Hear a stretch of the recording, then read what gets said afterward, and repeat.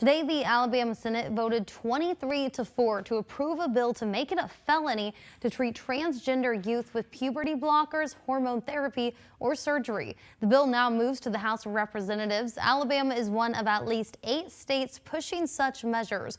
Opponents rallied outside the State House ahead of that vote.